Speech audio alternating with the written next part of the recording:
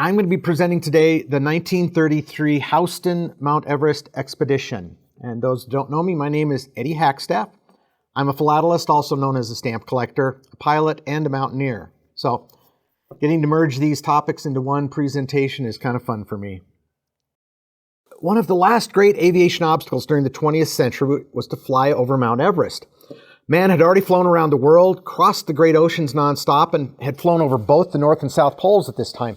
But no one had flown over the highest point on Earth. So this is going to be the story of that first flight over Mount Everest. Start with a little background on Mount Everest. For those that aren't familiar with it, Mount Everest is the highest mountain in the world.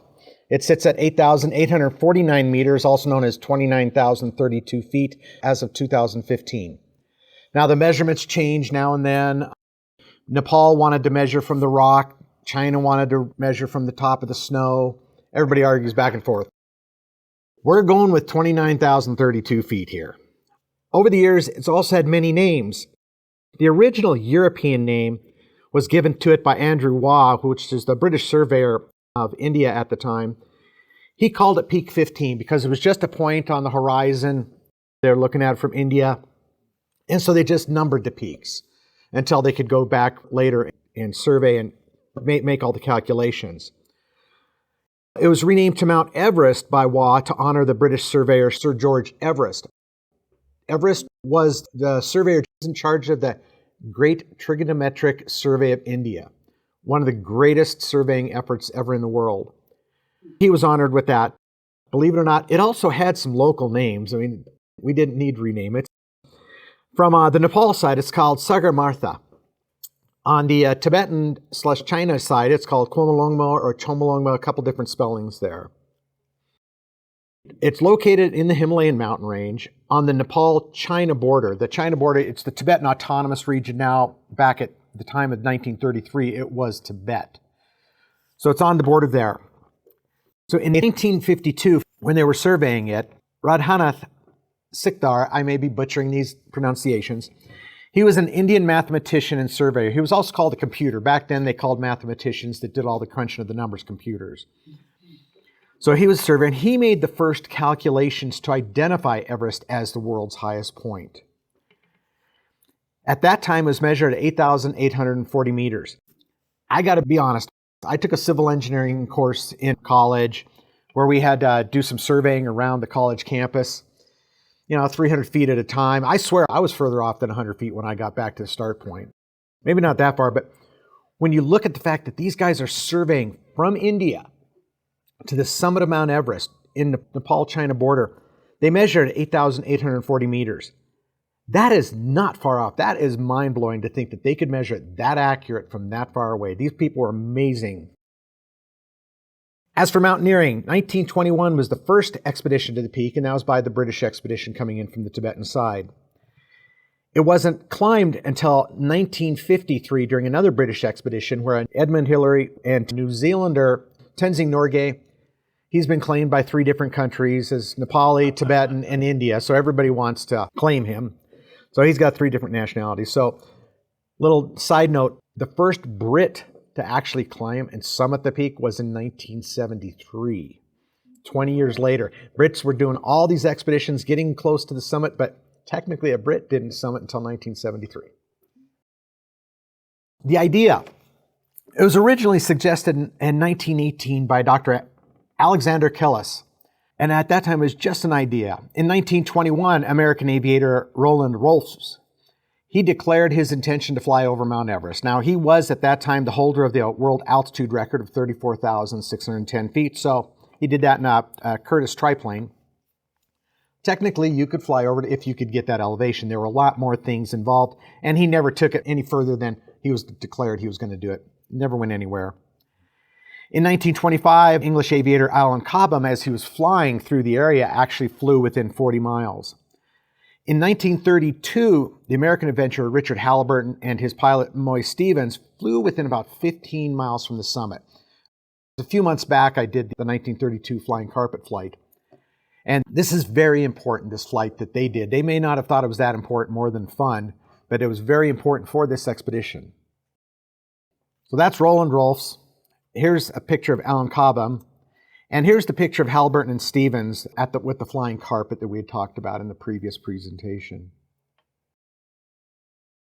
The British plan. In 1932, Colonel Etherton, he was pretty experienced in the Himalayan regions, and Colonel Blacker, who was an experienced pilot, present the plan to the Royal Geographical Society in England.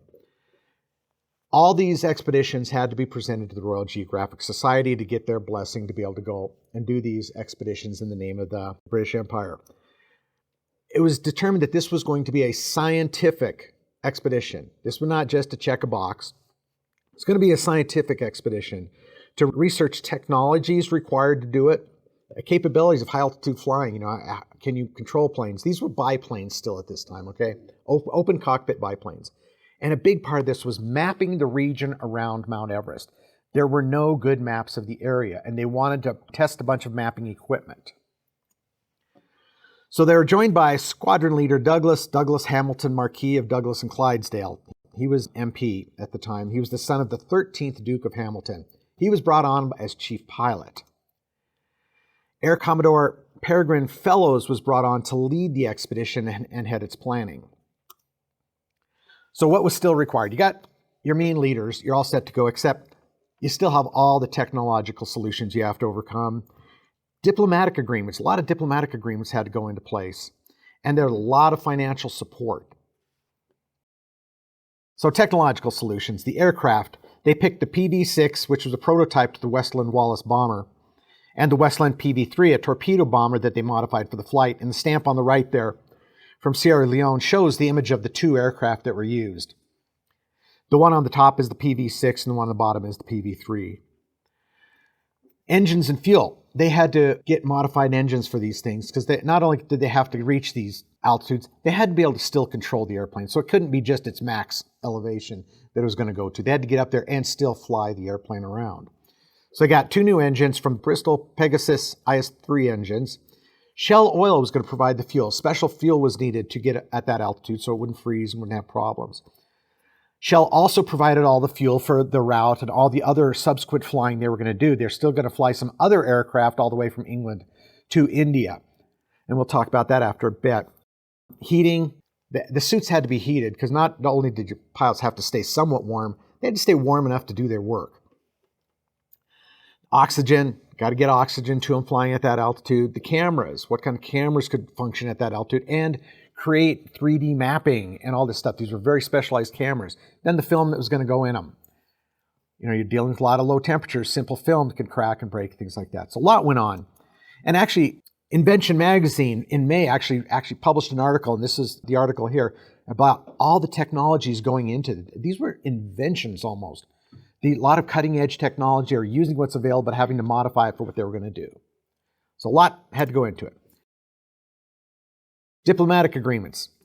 In England, Douglas Hamilton, he was a sitting member of Parliament and had to be released from his duties. He couldn't just walk away as one of the leaders. Royal Geographical Society, as we talked about, they did go ahead and endorse the expedition. India, they needed a suitable base of operations for the landing facility. So they worked with India and came up with Labalu Landing Field, which is about 10 miles north of Purnea in the Bihar state. Nepal. At this time, Westerners were not allowed into Nepal without special permission. This included aircraft. However, we talked about the 1932 flight. Cracked that door open when the Maharaja's son wanted to go for a flight, and he said, no, you're the next in line. You can't go up in one of these silly planes. So he gave Halliburton and Stevens the approval to fly into Nepal to Mount Everest in their little Jenny Curtis. And so they'd already cracked that door of letting the aircraft into Nepal. So it wasn't that big of a next step for it. So the Maharaja did agree to one flight and a second one only if required. He was to be informed prior to the flight, which they couldn't do. They could only inform him once the flight's taken off. No practice flights over Nepal were approved. You could not practice flying over Nepal. There were no unnecessary photos to be taken. The towns were not supposed to be photographed, anything like that. It was strictly for mapping up in the Mount Everest region. And then they also had to go reach out to the Dalai Lama in Tibet and say, hey, don't worry, we're not going to fly over Tibet. If you're going to fly over the top of Everest, half your plane's going to be in Tibet. So they were going to fly a little bit over Tibet, but for the sake of the Dalai Lama, don't worry about it, we're not going to do it. They approached Lady Houston. And to be clear, her name is pronounced Houston in English, not like the town in Texas with the American pronunciation. So it is Lady Houston. She was a big patron of aviation technology. Now we have to remember, back then in England, the British government didn't sponsor these expeditions. They had to raise funds to get these expeditions off the ground. Lady Houston came up with and committed 10,000 pounds, which was quite a bit at that point in time, and another 5,000 if needed. So they went ahead and named the expedition after her, the Houston Mount Everest Expedition. Now, even those amount of funds were not enough to actually fund this expedition. So they actually gave exclusive rights to the Times newspaper and to the Gaumont British Picture Corporation to film a movie of the expedition. So this would bring in a lot more money. So the expedition begins. First thing is, got to pack up the 2 aircraft and ship them to India. So on February 9th, they're packed up and put into the cargo hold of the merchant vessel Dalgoma.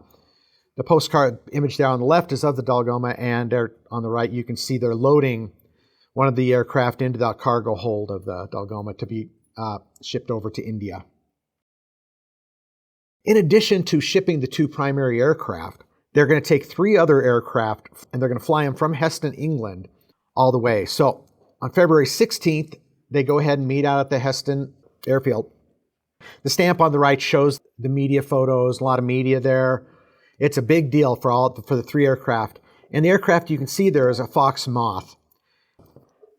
First aircraft, they're going to use a Puss Moth, and Air Commodore Fellows and his wife will be flying in this all the way to India. It's a high-wing aircraft. They'll be using this for survey flights while they're in India, where they go up and check the height of the clouds and a lot of the things like that. The Fox Moth, this is the larger of the 3 aircraft. They'll be using that to haul equipment from Karachi up to Purnea and back and forth, and using it for moving a lot of equipment. In this one, Clydesdale will be the pilot, and then Shepard and Hughes will also be riding along. And then the Gypsy Moth, McIntyre will be flying this. This is the slowest aircraft of the group. It can fly about 60 miles an hour. So they're all going to have to fly a little slower for it, because some of these other aircraft can actually fly 80 miles an hour. So the flight eastward begins. And just to be clear, they took off on February 16th. And what they said in their books later was, we often told each other in reminiscent discussions that we were in more danger before we reached India than we were when we were over the Himalaya. So they take off from Heston on the 16th, February 16th. They go down to Naples. Well, in Naples, they fly over Vesuvius. But just before they land in Naples, they wanted to get some pictures. Well, they land and they're detained. Europe is very on edge still at this time between the wars. And Italy is very much on edge and has a lot of restrictions. Not allowed to photograph anything over Italy. So they're detained, their cameras and film are taken. Luckily, they just take the film out of the cameras and give the cameras back to the crews. So film's gone. They get up, take off. Screw it, we're going to go down to Catania. Well, they get down to Catania. Now they're actually arrested. Evidently, they flew too close to restricted airspace. They say they avoided it. The Italians say, you went over it.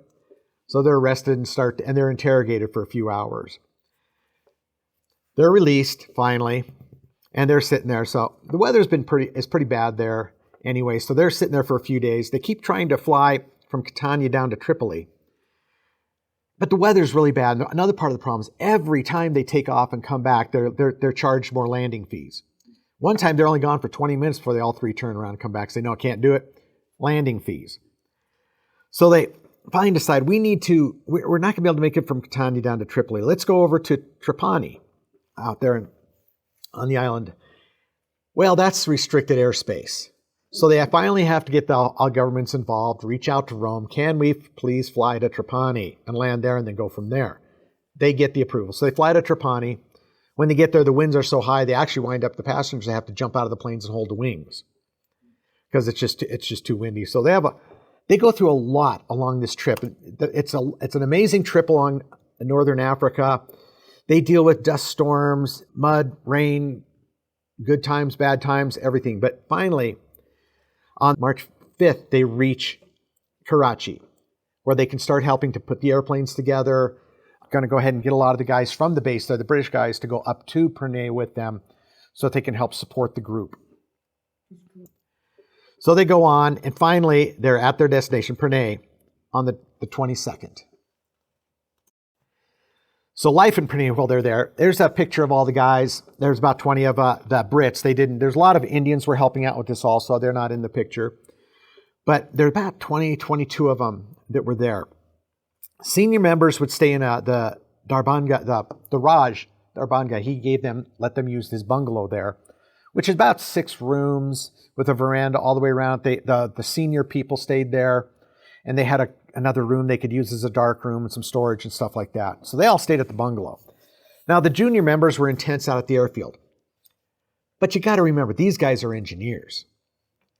They got generators to help with all the work with the aircraft and everything. So they wind up fixing up their tents. So they have lamps, they have lights at night, they have phonographs they can play, they have everything. Whereas at the bungalow, they got no electricity, or they're still by candlelight there. So the guys out at the base, out at the airfield, did pretty darn good. They also were going to be helping the Postal and the Telegraph with support, because Purnea did not usually get that much mail and stuff going back and forth. So they actually had staff members help the Purnea post office with their work. Some of the experiences they had while they were staying there: vipers in the fields. So they had to walk quite a ways to go to the dinner hall, places where they had dinners, and they were invited to fancy dinners, but coming home at night to the bungalows and everywhere, they had to be careful for vipers. They never got bit, but there were vipers in the fields they had to have help with chasing them away. Crocodiles in the swimming pond. They had a swim tank not far from the bungalow, but all the local animals were using it and everything. It was pretty gross. So they're like, no, well, there's this pond over by the airfield. Let's go ahead and get in that thing. So they hired some of the locals to clean out the weeds and stuff, so they go swimming. They go swimming every day. And there's this one log that kind of moves around out there. Well, they do a little closer inspection. Well, they're swimming with a crocodile. So they wind up putting some spotters up on this you can see the guy, one of the expedition members up on their little platform up there, would sit up there and be a spotter on the crocodile, tell them if he was coming their way or not. They weren't going to give up their swimming just for a crocodile. Just as long as that crocodile stayed there, they would be over here. So they had a good time with that. They finally got some sharp shooters. They hired some of the locals to sit on the bank with rifles to try to shoot it. Took a long time. They believe they finally got a shot at one point, but then another one found its way there. It looked a little bit different. So another crocodile. They got by. They had an elephant chase. One day they're at the bungalow. All the senior members are at the bungalow, and they're having fun. There's an elephant with its baby elephant there. They'd give the elephant a push, and the elephant pushes them back. They push. They have fun. One of the senior leaders, and I can't remember which leader it was, got up and said, "This is stupid, guys. Quit messing around." Goes off and smacks the elephant to get rid of it. Well, this kind of pissed off the elephant. Little baby elephant starts chasing him. So they're having a race around the bungalow, and everybody else sitting up on the veranda taking bets as to who's going to win. They figure, okay, I can't remember which guy it was that was getting chased, but they figure he's doing about 15 miles an hour. That elephant's doing about 14.9. But their guy is probably going to get tired before the elephant does. So really, who's going to win this race? So it goes around quite a bit. They said it was stirring up a cloud of smoke. You just see this cloud of smoke going around the building. And some more people came in from around to watch what was going on. They said it was just a hoot and a holler. Until the guy decided, okay, well, there's a hallway that goes through the bungalow that splits the two halves of the bungalow. He's going to go through that. So he makes a hard turn to go through the bungalow, and the elephant makes a hard turn to go through the bungalow. Luckily, the elephant decides, nah, because everybody else on the veranda is starting to scatter. They don't know where the elephant's going to go, and they don't want to be a part of the chase. That ended. That did go good. They also got to fly the mail while they were there. The aircraft they were using to fly the mail from Purnea down to Delhi crashed, so they helped flying the mail. And the movie film, they're all getting to be part of that. A lot of them hated it. They didn't want to be part of it. These are pilots. I'm not no damned actor. But you want the funding from the movie, you will act in the movie. And they're doing a lot of flights for it too. So the first flight over Everest on April 3rd. So the weather reports were not within limits. The limits they believed for the flight were 40 miles per hour coming from the west. They're coming from the south. So if the winds are 40 miles from the west, that's pushing them to the right of the peak. Not within limits. They'd have to really crab more into the wind than they had expected to. Also, the tops of the clouds were higher than they wanted. But they decide, no, we got to go. We got to do this. They're realizing with all their weather reports and stuff, that wind's never going to calm down. In the Westland Wallace, the PV-6, Clydesdale's the pilot and Blacker's the observer. In the Westland PV3, McIntyre is going to be the pilot and Bonnet's going to be the observer. So they take off. And the first thing they have is, well, they're trying to get through the cloud banks, to get up above the clouds. By the time they do, they can't spot the towns they're wanting to spot because everything's by ground. You don't have any navigation beacons. So they're trying to watch the towns on the ground. They're already a little bit to the right. The wind's pushing them a little further to the right than they expected. On the way up, well, Clydesdale's oxygen fails. He's trying to reach back and try to get a screwdriver from Blacker, and Blacker finally gets him a screwdriver so he can work with stuff and get hooked up to the emergency oxygen so he can continue. Now the problem is they also start to approach Everest and the Everest Massif, which is Mount Everest and Mount Lhotse. Lhotse is the fourth highest in the world. So these are big peaks up here, just a massive of them. And so they're approaching from the right now. Well, they were hoping to approach from the left where the winds are coming out of the west. That's going to push you up. So you're going to catch updrafts. Well, now they're on the downwind side, on the downdraft. So they get slammed by downdrafts. They actually almost hit the peaks. One of the aircraft, I can't remember which one, actually clears the saddle there that they're trying to get over by about 15 feet. Now you got to understand, the observer's in the back looking through a square piece of glass straight at the ground. All he's doing is seeing ground come up. It's coming up. It's coming up. He has no idea if they're going to clear it or not. He has no way of looking forward. I'm sure he probably peed himself a little, but they did get over it. So they wound up having to circle over in Tibet and around those areas. So they do get up there and they do get over the peak. They'll both fly over the peak. So it's the first time the peak is flown over. Also, Bonnet's O2 line completely breaks now. So Bonnet, the observer in the Westland PV3 with McIntyre, no oxygen. And all McIntyre can do is look back and Bonnet's just laying on the ground. He doesn't know if he's dead or just unconscious or what, but can't do anything about it. So yes, it's a success. They did clear the summit by about 500 feet like we talked about. That's an image of the summit from the aircraft looking down on Mount Everest. Clydesdale went over first and McIntyre went over it second. There's a little bit of failure. The photographic equipment did fail, they found out. So they did not get the photographs they wanted. So the scientific goal was not achieved. The top right image, that's looking at Mount Everest in the center there from the aircraft. And that would be the PV6, because the PV6 actually has that cowling around the engine. And over on the far right is Makalu. And that's the fifth highest peak in the world. The stamp on the lower right was a stamp put out by the Commonwealth of Dominica. Now it's to celebrate aviation through the years. Little picture of Orville and Wilbur, but the big picture is actually of the Everest flight. And that would be the PV6 in front photo. That is actually a reproduction of the photo that was taken from the PV3 as they approach Mount Everest. First flight over Everest. They did go up. They stayed a little further off than they wanted to. They circled the peak and then they come back down. So everything does work pretty darned good. The stamp on the left there that's Douglas Clydesdale. He's got a lot of names. And he was, like I said, he was flying the one aircraft, and then McIntyre on the stamp on the right. He was on the second aircraft that went over. So the mail. Now, if you look at the picture on the right, you see that Colonel Etherton is handing up a bag of letters to Clydesdale. If you zoom in, like I got that little window zoomed in, it actually says Everest Mail on that bag. So that's going into the PV6. On return, the envelopes were signed and certified as being carried over Mount Everest by either one of the pilots or the observers. So they're all signed. And that there's my cover. And it's actually canceled on the 3rd. Supposedly 25 were handed up. And of course, the dignitaries, the king gets one, royal family gets one, Lady Houston gets one. So there weren't a lot went out into the collector's community. So these are very rare and scarce. They're hard to get a hold of. This one I actually got on eBay for a very good price.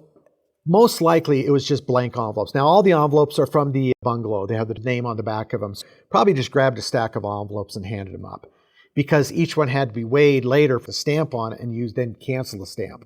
Some went airmail, some didn't, so they're all different. So most likely, it was just empty envelopes.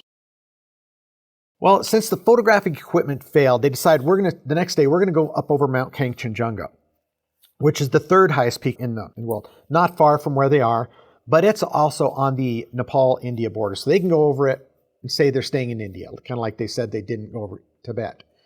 So part of the plane might go over, but they're good. So that in the Westland Wallace, Ellison's the pilot, Bonnet this time is the observer. On the PV3, Fellows will be the pilot, and Fisher will be the observer. They check out the camera equipment, but get to run it, and it turns out a success. They're able to get the camera equipment to work now. However, on the return, again, Fellows, the pilot, he's on the PV-3, oxygen line fails again. So he's a little confused, dazed and confused, isn't getting going the right direction right away. So he's using up fuel and realizes we don't have enough fuel. We need to land. So he lands on a field in India, and all these people come out. He said about 10,000 people from the village. They've never seen a plane. Everybody's trying to touch the plane. He still has his engine running. And all of a sudden dawns on him, I don't have the crank. Because these require a crank to start these engines. And if I shut this engine off, we're not starting. So he's able to scare enough of the people back away so he can take back off, gets back in the air, and it dawns on him again, we still don't have enough fuel. It's still not going to work. So he has to make a second landing, and this time, yes, they do shut the engine off.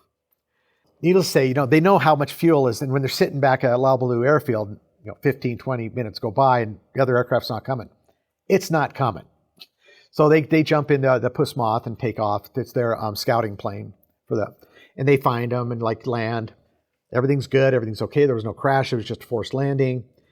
Well, that little aircraft can't carry fuel and didn't carry the crank either. So at least they find them. They fly back. Okay, the next day they fly one of the bigger aircraft over with a lot of fuel and the crank, and they're able to take off and get back.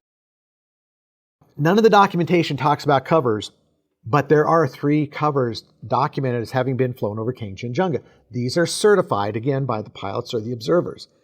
And now this cover is not in my collection. This is in Anthony Bard's collection. But there are 3 covers that are documented. So we're setting a precedent that, the books that are out there and all the documentation, they don't say that they put any envelopes on this flight, but there obviously were. As for incoming mail, I don't know if any of you have collected for expedition mail or anything like that. Incoming mail is extremely scarce and rare.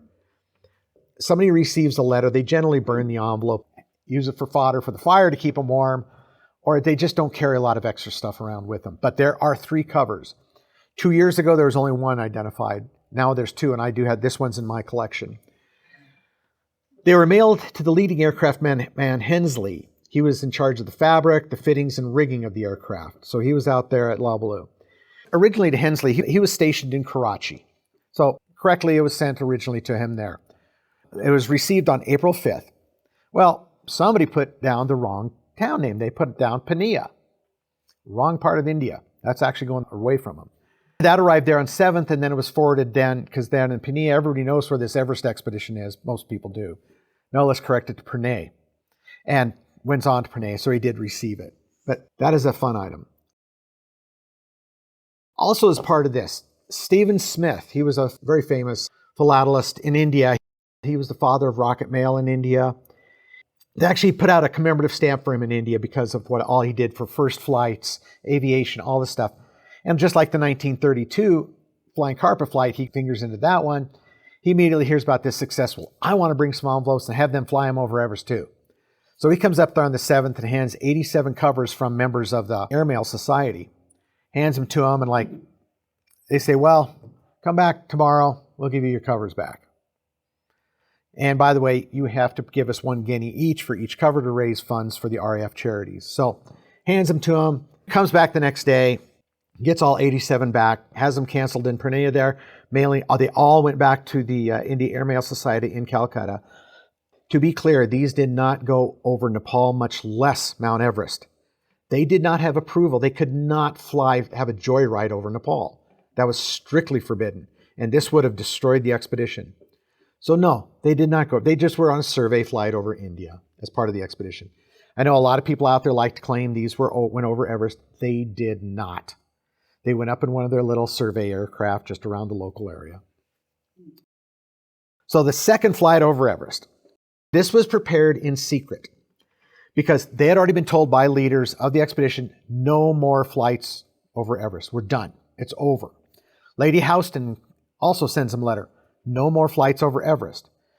The insurance companies had canceled their insurance now. And these are expensive aircraft, and not less the guys too. They could die. This was pretty dangerous to fly over these peaks. They do this. They start planning this in secret. Keep everybody out of it. Because if the word gets out, they'll get busted. The leader, Fellows, has actually been sick for a few weeks, and he's in bed, under bed rest.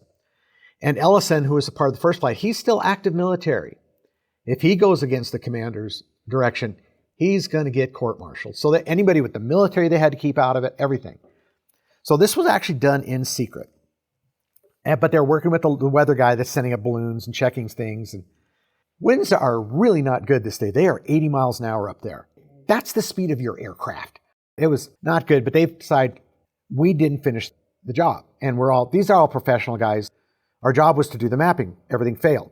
We didn't finish. Don't care about flying over the peak. We didn't finish the mapping. What they decided to do, they're going to fly westbound for quite a ways through India. And then they're going to fly straight north, because flying straight north, the winds are just going to push them back over Mount Everest. So they tell the mechanics, not telling them what for, put all the remaining oxygen available on these aircraft, because they don't have enough even for this flight. Fuel them all the way up, everything you can. We're just going for a flight. Don't worry about it. They take off and they go westbound, then they start heading north. They do not turn on their oxygen until they have to, because they don't have enough oxygen to really do much of a flight. So in the Westland Wallace, the PV-6, McIntyre's the pilot, and Fisher's the observer. And they actually wind up going over Mount Everest. And then in the PV-3, Clydesdale and Blacker, they don't quite get the elevation, but they don't have the oxygen to sit there and circle to try to get over, or the fuel. So Clydesdale and Blacker actually cut off to the right, and they just go on back. So one aircraft did go over Everest, the other one did not. So technically, you've got 3 successful flights over the summit. Newspaper report, a fine bit of insubordination. That was the headline of the newspapers, because it was insubordination. They went against all the direction of all the heads, but they did it. And so it was successful. Everything was forgiven. Nobody crashed. Everything went very well. So there are additional covers, a lot of other covers out there too. And a lot of people are saying that, well, if it has the expedition cancel, which is that upper right one, it flew over on one of the Everest flights. We do not know that for sure. That cancellation is actually the first time any expedition to the Himalaya has used a canceling device with the expedition name on it. Generally, it's the local cancel and they put a cache. They had this cache that's down below it too.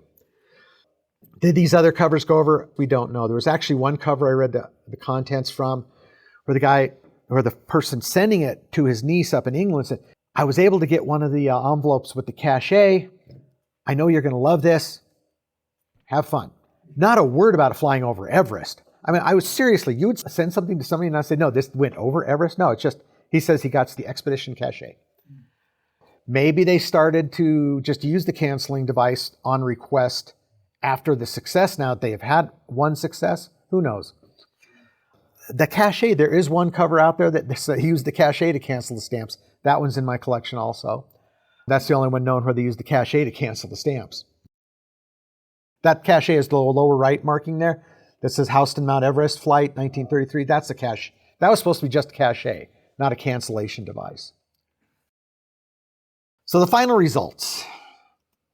Mapping, a complete success. Now that image on the right is one of the 3D images taken by them.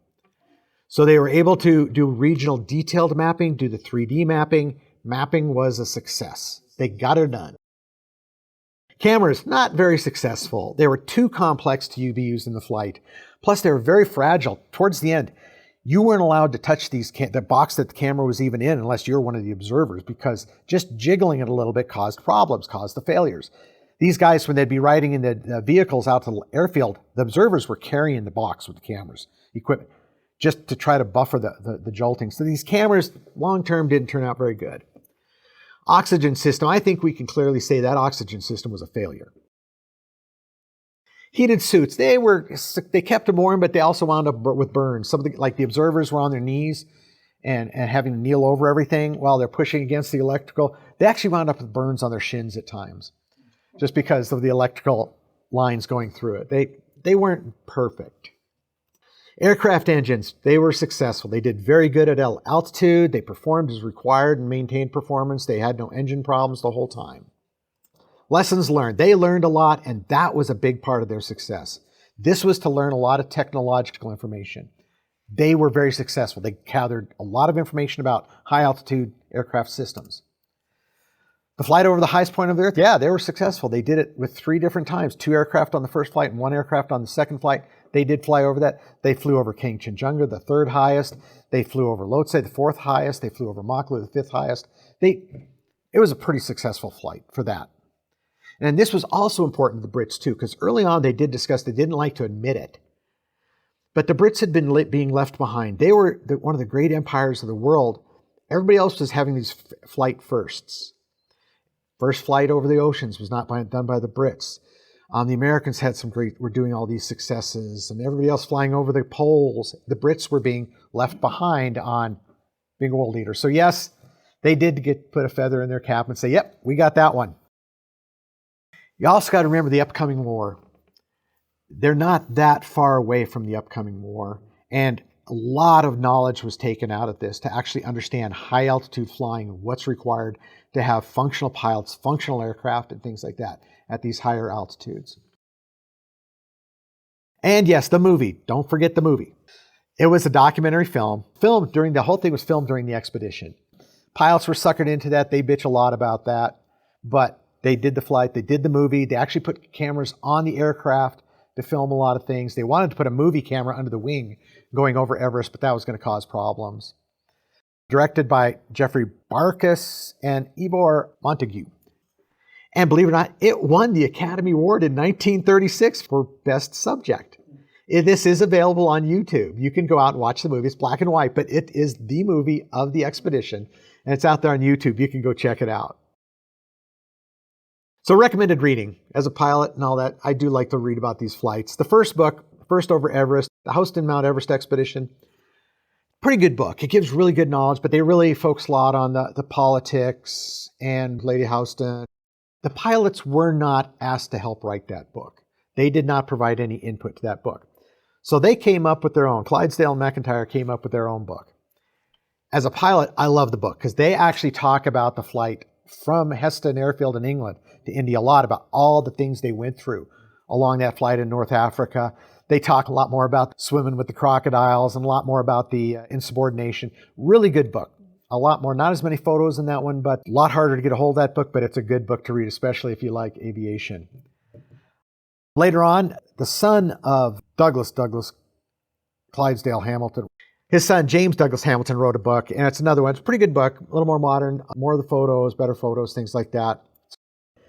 Now, the London Philatelist last year put out a 2-part article that was written by Pradip Jain and Anthony Bard. They wrote a good article about this also. That's also a good reference you can always go read. And then, of course, the movie Wings Over Everest. Thanks for listening to